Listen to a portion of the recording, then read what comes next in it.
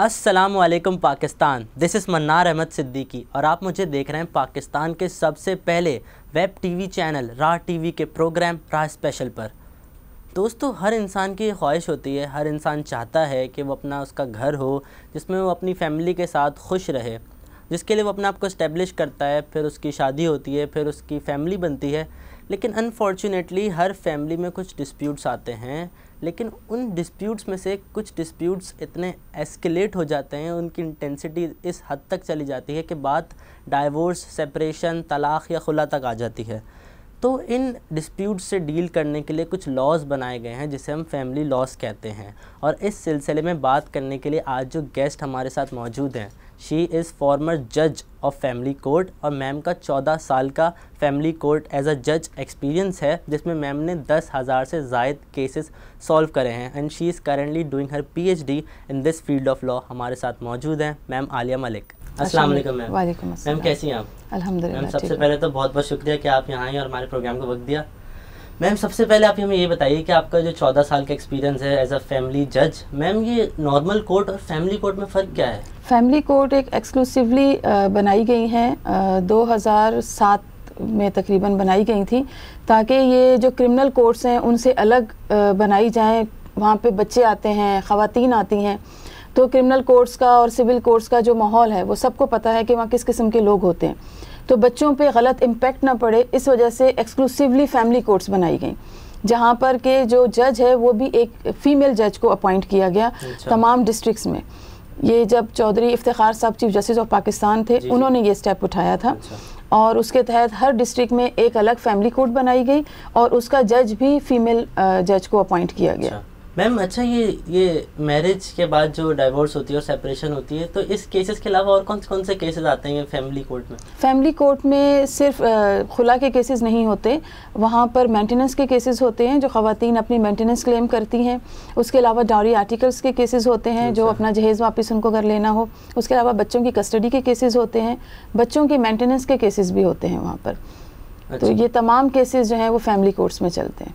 Ma'am एक सवाल हमारे पास आया था हमारे व्यूअर्स की तरफ से कि एक केस है, एक लड़की है जिसकी शादी हो चुकी है और वो अभी अपने माँ बाप के घर में रह रही है और उसका जो शौहर है उसका खर्चा उठाने के लिए बिल्कुल तैयार नहीं है और वो ना उसको अपनाने को तैयार है ना उसको छोड़ने को तैयार है। तो मैम इस केस में क्या स्टेप लिया जाए, इसका हल क्या है? इसमें अगर वो जाना चाहती है शौहर के पास तो वो कॉन्जुगल राइट्स का केस फाइल कर सकती है कि मैं कॉन्जुगल राइट्स होते हैं हक़ ज़ौजियत का केस। अच्छा, कि मैं अपने शौहर के साथ, पहले ये होता था, एक कॉन्सेप्ट था कि हक़ ज़ौजियत का केस सिर्फ और सिर्फ मर्द फाइल कर सकता है कि मेरी बीवी नहीं रहना चाह रही, उसको मेरे साथ भेजा जाए, वो आके अपने हक़ ज़ौजियत अदा करे। अब जो लेटेस्ट कवानीन जो अब फ्रेम हुए हैं पाकिस्तान में फैमिली लॉज में, उसमें यह है कि अब औरत भी अपने लिए कॉन्जुगल राइट्स का केस फाइल कर सकती है, अपनी साथ मेंटेनेंस भी क्लेम कर सकती है, पास्ट मेंटेनेंस, प्रेजेंट मेंटेनेंस और फ्यूचर मेंटेनेंस भी क्लेम कर सकती है वो।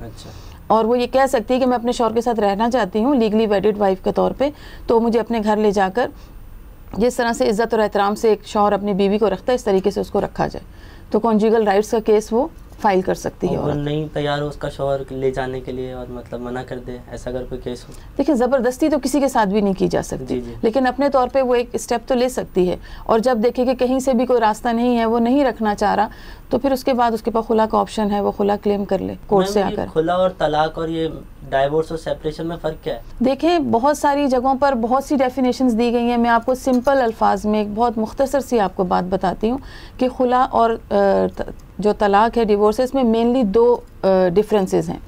तलाक मर्द देता है, अच्छा, खुला औरत क्लेम करती है। अच्छा। वो औरत का राइट है, वो क्लेम कर सकती है। तलाक की सूरत में अगर हक महर अदा नहीं किया तो वो मर्द को अदा करना होता है। अच्छा। और अगर अदा कर दिया है तो वो वापस नहीं ले सकता। अच्छा। खुला की सूरत में औरत को अपना ये हक वेव करना होता है, छोड़ना पड़ता है कि वो अपना जो हक महर है अगर उसको अदा कर दिया गया तो वो वापस करेगी और अगर अदा नहीं किया गया तो वो उसको वेव आउट कर देगी, वो कहेगी कि मैं नहीं ले रही, उस सूरत में उसको खुला हो जाती है। मैम ये खुला का जो कॉन्सेप्ट है ये हमारी सोसाइटी में बहुत बुरा समझा जाता है कि एक औरत खुला ले रही है। मैम इस बारे में अपने एक्सपीरियंस के हवाले से क्या कहना चाहेंगे? देखिए, ये पहले समझा जाता था। अच्छा। अब क्योंकि इतनी अवेयरनेस आ चुकी है, मैं बीइंग फैमिली जज रही हूँ एक्सक्लूसिवली 4 साल में डिस्ट्रिक्ट साउथ में फैमिली जज रही 2011 से 2015 तक। उसमें मेरा जो पर्सनल एक्सपीरियंस था वो ये था कि 27 थाने थे मेरे पास, एक दिन में मेरे पास कम से कम सिर्फ और सिर्फ खुला के केसेस 50 से 60 आया करते थे एक दिन में। और मैं डिस्पोज ऑफ करती थी एक दिन में 35 से 40 केस माशाल्लाह। तो वो, और महीने के मेरे 100, कभी 200, कभी 150 इस तरह से मेरा डिस्पोजल हुआ करता था। उसमें सिर्फ खुला के नहीं होते थे, बाकी मेंटेनेंस के भी होते थे, बच्चों की गार्जियनशिप के होते थे। लेकिन अब इतनी अवेयरनेस लोगों में आ गई है और अब इस चीज़ को इतना मायूब नहीं समझा जाता कि औरत का राइट है, मर्द नहीं रखना चाह रहा तो उसके बाद है हक है कि वो जाके अपने लिए खुला क्लेम करे और ले ले खुला। वो मैम अब ये खुला और तलाक के फॉलोअप के बाद ये बच्चे किसके पास रहते हैं? देखिए, बच्चे के लिए अगर केस जाता है कोर्ट में तो कोर्ट बीइंग गार्जियन जज, वो बच्चे का गार्जियन होता है। जज जो है, जो कोर्ट है, वो गार्जियन हो जाता है। कोर्ट फिर जब केस चलाएगा, देखेगा, उसके बाद जो एविडेंसेस आएंगी, उसके बाद गार्जियन जज जब ये देखता है कि बैलेंस ऑफ कन्वीनियंस किसके फेवर में जा रहा है। बैलेंस ऑफ कन्वीनियंस ये है कि आया कि माँ ज़्यादा बेहतर तरीके से बच्चे की परवरिश कर सकती है, उसके पास क्या सोर्सेज हैं, इनकम है क्या है उसकी, किस तरीके से बच्चे को रखेगी, या बाप उसको ज़्यादा बेहतर तरीके से रख सकता है। माँ के घर का माहौल कैसा है, बाप के घर का माहौल कैसा है, बच्चा कहाँ पर ज़्यादा बेहतर अच्छे तरीके से बच्चे की परवरिश हो सकती है, वो एनालाइज जज करता है आफ्टर ऑल दी डॉक्यूमेंट्स, जितने भी उसके पास ऑन रिकॉर्ड आते हैं, जितनी एविडेंसेस आती हैं, उन सबको देखकर फिर वो जज ये एनालाइज करेगा कि बच्चे को माँ को दिया जाए या बाप को दिया जाए। कई केसेस में मैंने बहुत छोटे बच्चे, वैसे कहते हैं कि हक के जो इज़हानत का पीरियड है वो 7 ईयर्स है लड़के के लिए, कि 7 साल तक बच्चा माँ से नहीं लिया जा सकता लड़का, और लड़की 16 साल तक माँ से नहीं ली जा सकती। इज़हानत का पीरियड ये होता है। लेकिन उसमें भी फिर जज ये देखता है कि वो माँ इस काबिल है भी कि नहीं कि उसको बच्चा दिया जाए या नहीं दिया जाए। कई केसेस में मैंने बहुत छोटे बच्चे बापों को दिए, माँ से लेकर दिए, क्योंकि माँ के घर का माहौल ऐसा नहीं था, माँ और किस्म की एक्टिविटीज़ में इन्वॉल्व थी जो कि बच्चे के लिए बेहतर नहीं थे। बाप के घर का माहौल अच्छा था, बाप की सोर्स ऑफ इनकम अच्छी थी, वो अच्छे तरीके से रख सकता था बच्चे को।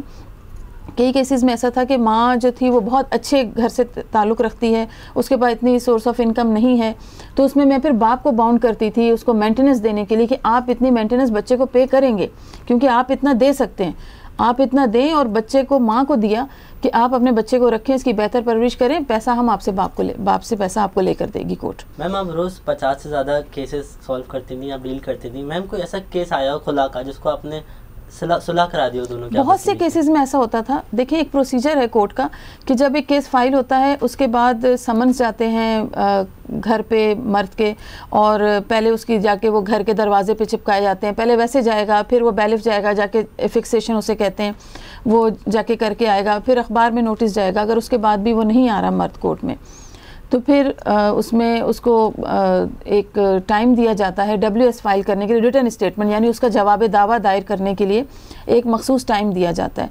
अगर उस टाइम में भी वो जवाब दावा दाखिल नहीं करता शौहर, तो उसके बाद एक हेयरिंग की डेट रखी जाती है। उस डेट पर प्री ट्रायल कंडक्ट होता है, उस प्रोसीजर को प्री ट्रायल कहते हैं। अगर शौहर आ जाता है, मियाँ बीवी दोनों को जज अपने चैम्बर में बिठाएगा, कोर्ट में नहीं, चैम्बर में अलग से बिठाकर उनको समझाया जाता है कि आप इस तरीके से कर लें, आप क्यों अपना घर ख़राब कर रहे हैं, अपने बच्चों को क्यों कर रहे हैं। जितना जज से हो सकता है वो अपने तौर पे उसको समझाने की कोशिश करते हैं। कई केसेस में ऐसा होता है कि कुछ एश्योरेंस लेकर बीवियां कि जी हमें इतना दे दें खर्चा, हमें ये कर दें, हमें ये सहूलतें दे दें, हमें घर ले दें, ये कर दें तो हम साथ रहने को तैयार हैं। अक्सर मर्द तैयार हो जाते थे तो उनका केस वहीं पे उनका पैचअप करवा के, उनका एग्रीमेंट, एक उनका एप्लीकेशन दोनों साइड से आ जाती थी, उसको अप्रूव करके और उनका केस डिस्पोज ऑफ कर दिया जाता था। कई केसेस में नहीं होता तो प्री ट्रायल की स्टेज पर ही अगर आके खातून कह दे कि जी मुझे इस शख्स के साथ नहीं रहना, एक सिंपल ये रीज़न दे दे कि मुझे इसकी शक्ल नहीं देखनी, उस रीज़न पर भी खुला ग्रांट हो जाती है। अच्छा मैम, कभी कभार ऐसे हो सकता है कि कोई प्रोसीजर पूरे फॉलो ना हुए हो और किसी के साथ ज़्यादती हो गई हो, क्या या तो हस्बैंड के साथ या वाइफ के साथ के चिल्ड्रन की कस्टडी उसको दे दी गई हो, मतलब प्रोसीजर्स पूरे फॉलो नहीं हुए हो कि एनालाइज सही से नहीं किया? अब तो इतनी स्ट्रिक्टनेस है कि डे टू डे बेसिस पर ऊपर से भी सारा देखा जा रहा है, चेक होता है। हाई कोर्ट से, सुप्रीम कोर्ट से एक एक डायरी अब डायरेक्ट नेट पर जा रही है कि आज आपने क्या किया इस केस में।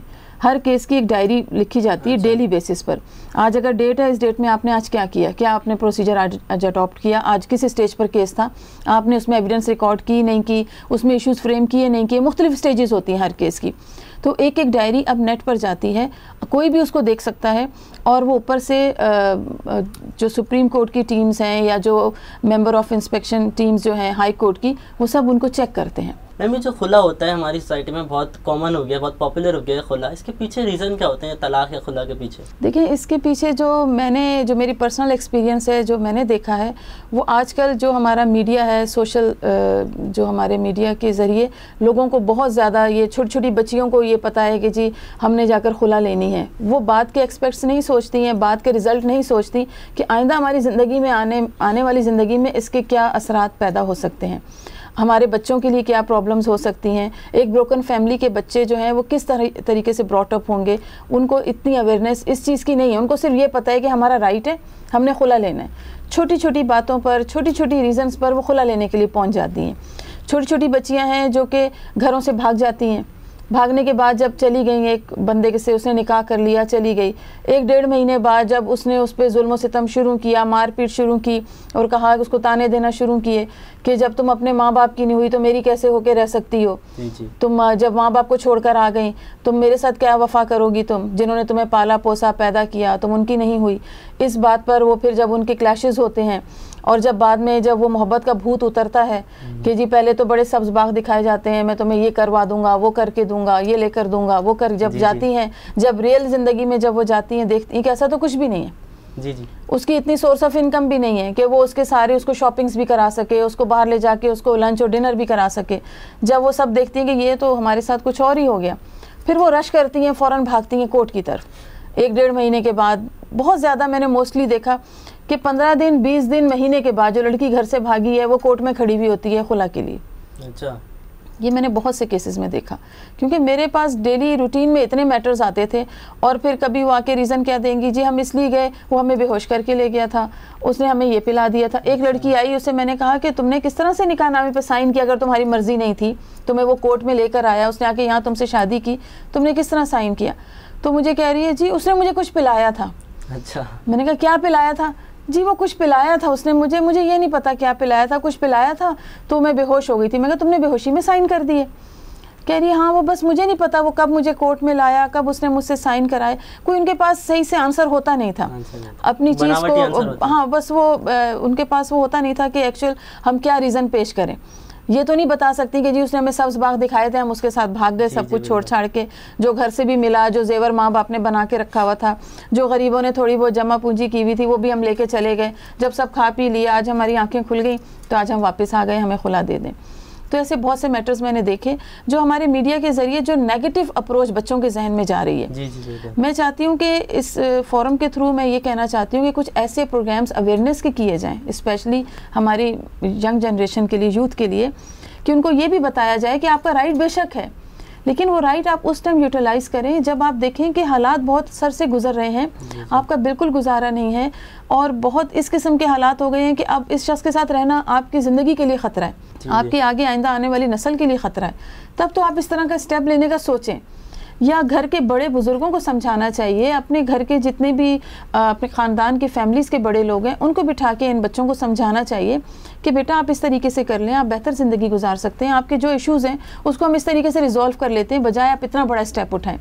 एक खुला लेना एक मर्द और औरत की ज़िंदगी का मसला हल नहीं होता, ये उनकी ज़िंदगी ख़त्म नहीं होती, पूरे पूरे ख़ानदान तबाह हो जाते हैं, आगे पूरी नस्लें तबाह हो जाती हैं, बच्चे ख्वार हो जाते हैं। मेरे पास छोटे छोटे से बच्चे आते थे और जब मैं उन बच्चों की साइकी देखती थी, अगर माँ के पास बच्चा है तो अगर बाप मीटिंग के लिए आ रहा है कोर्ट में बच्चे से, माँ इतना उसको सिखा पढ़ा कर लाएगी कि वो बच्चा बाप की शक्ल देखने का रवादार नहीं होता था। मेरे सामने वो गालियां देते थे बापों को। और अगर बाप के पास बच्चा है, माँ आ रही है मिलने के लिए, तो बच्चा मुंह पे बुक रख के और माँ यहाँ उससे बात कर रही है, उसने यूँ बुक रखी होती थी कि मुझे माँ की तरफ देखने, बिल्कुल इस तरीके से उनको कर देते हैं। अब एक बच्चा, अगर माँ से आप उसके दिल में इतनी नफरत पैदा कर रहे हैं या बाप से इतने उसके दिल में आप नफरत पैदा कर रहे हैं, आप क्या समझते हैं कल आपको कोई रिजल्ट देगा वो बच्चा? सही बात है, वो कल आपको भी रिजल्ट नहीं देगा, कल आपके लिए भी अच्छा नहीं होगा, वो माशरे के लिए कारामद फ़र्द कभी भी नहीं बनेगा वो शख्स जिसको तो आप इस तरीके से ब्रॉट अप कर रहे हैं। तो ये जो नेगेटिव इम्पैक्ट पड़ता है ये बच्चों के ऊपर, माँ बाप अलग हो जाते हैं, तो मैम ये किस तरह से जो हमारी सोसाइटी में बहुत ही कॉमन हो गया, इसको कम कैसे किया जाए खुला को? मैं आपसे यही कह रही हूँ कि इसके लिए अवेयरनेस के प्रोग्राम्स किए जाएँ। जो बड़े बुज़ुर्ग हैं उनको अपनी ज़िम्मेदारी, जैसे पहले हमारे कंबाइंड फैमिली सिस्टम्स होते थे, उनको अपनी ज़िम्मेदारी जो है उसको समझना चाहिए, उनको अपनी ज़िम्मेदारी निभानी चाहिए कि हमें इन बच्चों को समझाना है, हमें इस घर को आगे लेके चलना है एंड तक बिल्कुल। और जहाँ देखें कि बिल्कुल ही आज बिल्कुल कुछ ऐसी आपको समझ नहीं आ रहा कि आगे भी कोई रास्ता नज़र नहीं आ रहा, तब तो उम्मीद बिल्कुल ख़त्म होगी कि इस शख्स में अब बिल्कुल गुंजाइश नहीं है कि आप इसके साथ रह सकें, तब तो आप इतना बड़ा स्टेप उठाएं। इतना बड़ा स्टेप उठाने के लिए आपके पास कोई ना कोई जेन्युइन रीज़न होनी चाहिए। मैं आपको बताती हूँ, मेरे पास कुछ मैटर्स इस तरह के आए कि मैं आज तक हैरान हूँ कि लोगों की ये भी जहनी अप्रोच हो सकती है। एक बच्ची आई मेरे पास शादी के तीसरे दिन, वलीमे के सेकंड डे शायद वो आई है खुला लेने के लिए। जब वो फर्स्ट डे उसने मेरे पास केस फाइल किया, मैंने उस बच्ची को बुलाया और मैंने उसे कहा कि बीबी आप क्यों खुला लेना चाह रही हो, क्या रीज़न है, आप कल आपकी शादी हुई है, कल आपका वलीमा हुआ है, कितना आपके माँ बाप ने खर्चा किया होगा, कितना उस लड़के ने किया होगा, आप क्यों आज खुला लेना चाह रही हो। आप यकीन करेंगे, कभी भी यकीन नहीं करेंगे कि उस लड़की ने जो मुझे रीज़न बताई वो ये थी कि इसने वलीमे वाले दिन मेरा मेकअप ब्यूटी पार्लर से नहीं करवाया। That was the reason, really, ये जेन्युइन केस है। अच्छा। और उस लड़की ने जब मुझे ये रीज़न बताई तो मैं अपना सर पकड़ के बैठ गई कि ये भी रीज़न है खुला लेने की। मतलब एक ब्यूटी पार्लर से मेकअप नहीं कराया, उसके फेवरेट तो मतलब उसने खुला ले लिया। उसने कहा मेरा मेकअप करवाया नहीं इसने ब्यूटी पार्लर से, हाँ मुझे पार्लर नहीं लेकर गया, ये मैं नहीं रहना चाहती इस शख्स के साथ, जब आज ये मुझे पार्लर नहीं लेकर गया कल मेरे लिए ज़िंदगी में क्या करेगा। यू सी, इतनी इतनी सी बातों पर ये इश्यूज़ हैं। एक और लड़की आई वो मेरे पास खुला लेने के लिए, उससे मैंने पूछा बीबी क्या मसला है, आप क्यों खुला लेना चाह रही हो, अभी आपकी नई शादी हुई है, आपने लिखा है आपकी लव मैरिज हुई, 8-9 साल आपका लव रहा, अफेक्शन रही, बड़ा दोनों फैमिलीज़ में डिस्प्यूट रहा, इतने लड़ाई झगड़े हुए, इतने मसले मसाइल के बाद आपकी शादी हुई, तो आज आप क्यों खुला लेना चाह रही हो।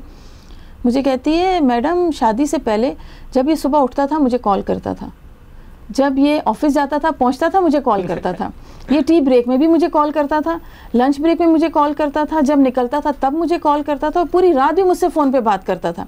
अब ऑफिस पहुंच के सिर्फ एक मुझे कॉल करता है, उसके बाद मुझे पूछता ही नहीं है। तो मैंने कहा बीबी, महबूबा में और बीवी में कुछ तो फ़र्क होगा, अब तुम उसके घर में रह रही हो तो ज़ाहिर है हर वक्त जब वो आएगा तुम्हारी शक्ल देखेगा, तुम्हारे साथ उसने रहना, तो फ़ोन पे भी अब तुमसे ही बात करे, अब अपने काम पे भी उसको ध्यान देने दो।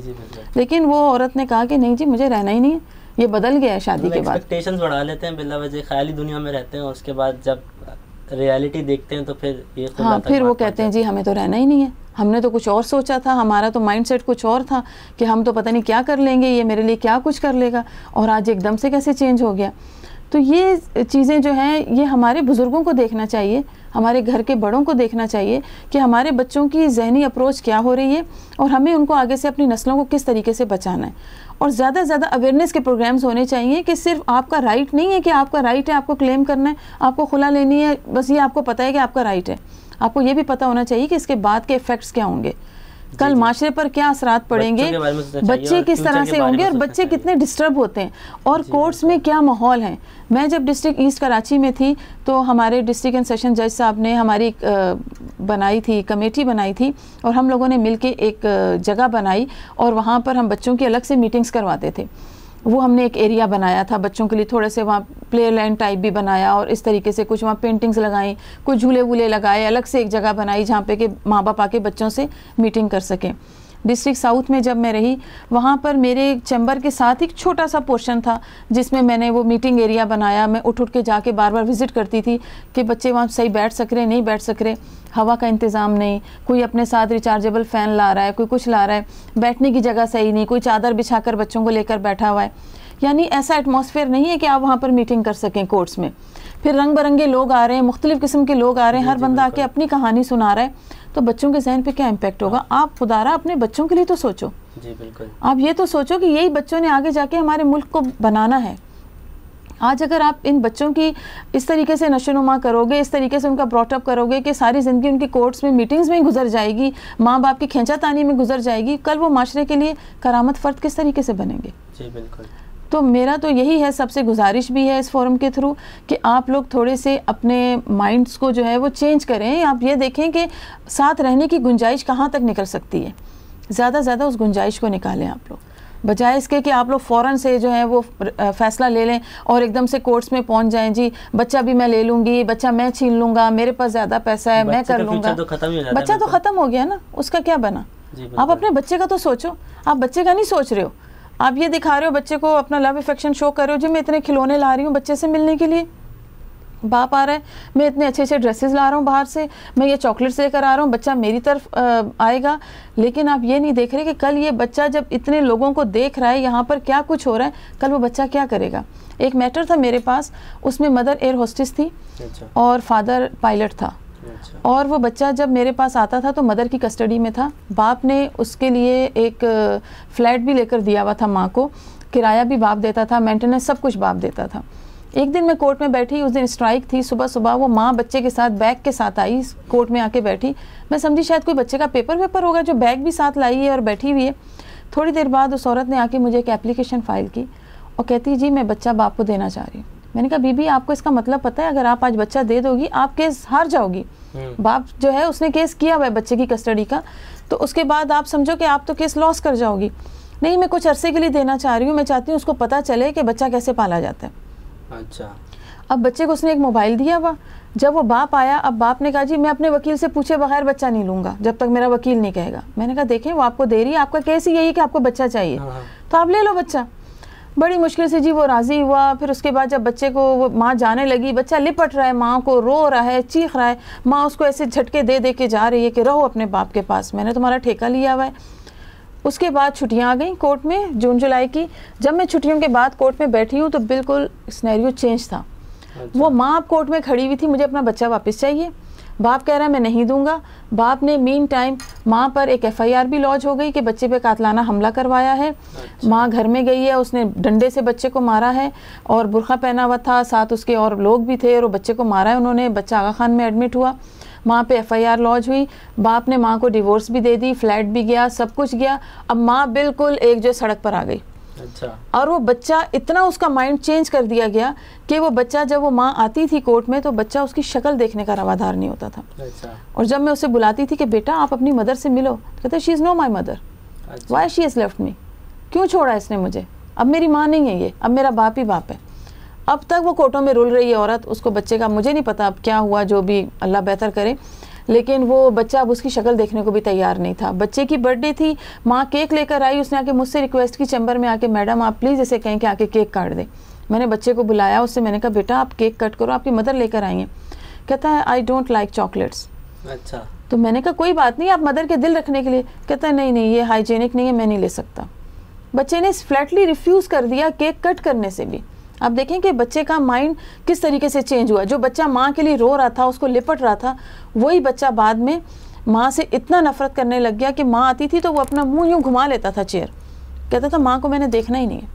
मैम तो ये सोसाइटी को हो क्या गया है, लोगों का माइंडसेट क्या सोच क्या रहे हैं लोग जो ऐसे स्टेप्स करते हैं, ऐसी हरकतें करते हैं। मैम ये आप क्या मैसेज देना चाहेंगी लोगों को कि ये चीज़ें कम से कम हो? मैं ये कहना चाहती हूँ कि जिन बच्चों के लिए आप इतना दिन रात जागते हो, उनको पालते हो, उनके फ्यूचर का तो सोचो थोड़ा सा।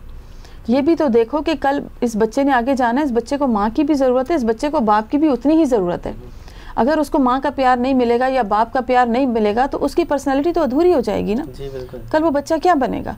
कल ये चोर डकैत ये सब ये कौन है जो ये हमारे यहाँ पे स्ट्रीट क्राइम्स इतने बढ़ रहे हैं, किस वजह से बढ़ रहे हैं? ये ब्रोकन फैमिलीज़ के बच्चे हैं ज़्यादा। सही बात। यही बच्चे आगे जाकर जब वो उनको माँ का प्यार नहीं मिल रहा, बाप की अटेंशन नहीं मिल रही, उनके दिल में कोई डर खौफ नहीं है, तो वो बच्चे यही काम करेंगे, यही हरकतें करेंगे। जब अपनी तालीम मुकम्मिल नहीं कर सकेंगे तो उनको कुछ ना कुछ तो चाहिए ना अपनी ज़िंदगी गुजारने के लिए। तो वो उनके पास बेस्ट वे यही है, शॉर्टकट यही है कि वो गन उठाएंगे, किसी के सर पे रखेंगे और लूट लेंगे उसको, और क्या करेंगे। ये इतने स्ट्रीट क्राइम्स इसीलिए बढ़ रहे हैं, ये हमारा माशरा इसीलिए पसमानदगी की तरफ जा रहा है कि ये जो हमारे ब्रोकन फैमिलीज़ हैं, यही इसका ज़्यादा जो फैक्ट है, जो फैक्टर है ज़्यादा, वो यही है इसका। और मैं तो यही कहती हूँ कि आप अपने बच्चों का सोचो, आप उनका फ्यूचर सोचो। आपका तो जो हो गया सो हो गया, आपकी जो लाइफ थी आपने अपने बच्चे को देखना है, उसको आपने आगे लेकर चलना है। या तो उसको दुनिया में लाना ही नहीं था, अगर वो आ गया है तो उसको ऐसे ख़राब तो नहीं करो अपने बच्चों को। उसको आप देखें, उसके फ्यूचर का सोचें, उसको बेहतरीन तालीम और तरबियत दें। उसको माँ भी चाहिए, उसको बाप भी चाहिए, दोनों चीज़ें उसको मिलेंगी तो बच्चा कुछ बनेगा, नहीं मिलेंगी तो बच्चा कुछ भी नहीं बनेगा। हमारी सोसाइटी जितनी जल्दी समझ जाए हमारे पाकिस्तान के लिए, हमारे मुल्क के लिए उतना ही अच्छा है। So ma'am thank you very much once again. मैं अपनी तरफ से, अपनी टीम की तरफ से और इस चैनल की तरफ से आपका बहुत बहुत शुक्रगुजार हूँ। Thank you so much. आप यहाँ आई और हमें हमारे प्रोग्राम को वक्त दिया। नाजरीन, इसी के साथ मुझे भी इजाज़त दीजिए। अंटिल नेक्स्ट टाइम, अल्लाह हाफ़िज़।